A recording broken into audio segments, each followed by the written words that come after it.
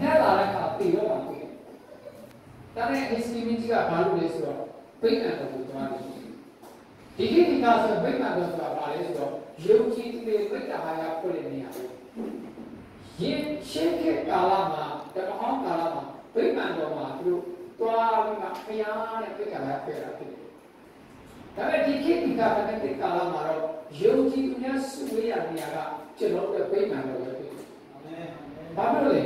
ဖြစ်တော့ကိဝတ်တဲ့ဗိမာန်တော်တွေစုဝေးတဲ့နေရာမှာဒီလိုဒီငါးရင်းနာမလိုက်တဲ့ဇုတ်ကိုစကူတောက်တိုင်းငါပြုမယ်ပြောတာဖြစ်တယ်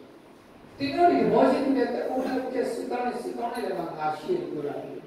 တယ်ဒါကြောင့်ဒီနေ့တဘောချင်းသူလေကျွန်တော်စုဝေးတဲ့နေရာတွေဒီနေ့ခရစ်တော်ကိဝိညာဉ်တော်အပြင်ကိဝတ်တဲ့ဗိမာန်တော်ဖြစ်တယ်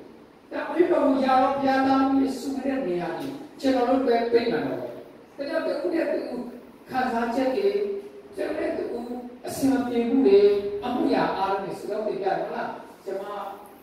ယူရင်းထိုင်မှာရောက်ပြီးဆက်ရည်နော်ဆိုတော့ယူရကြရဖို့တက်တဲ့နိုင်ငံထွက်နိုင်ဖို့ဆက်ရပြီးတော့စတော့မလားကိုမမလုပ်နိုင်တာကိုကဖြစ်နေတဲ့အခုရအားလုံးတဲ့ဦးနဲ့တူရှယ်နဲ့လုပ်ပြီးမှစတော့ကြတယ်ဟုတ်လားအဲ့ဒါစစ်မှန်တဲ့ fellowship ဆိုတော့ညဝင်ချင်းခံစားခြင်းလုပ်ပြီးရတယ်ဒါကြောင့်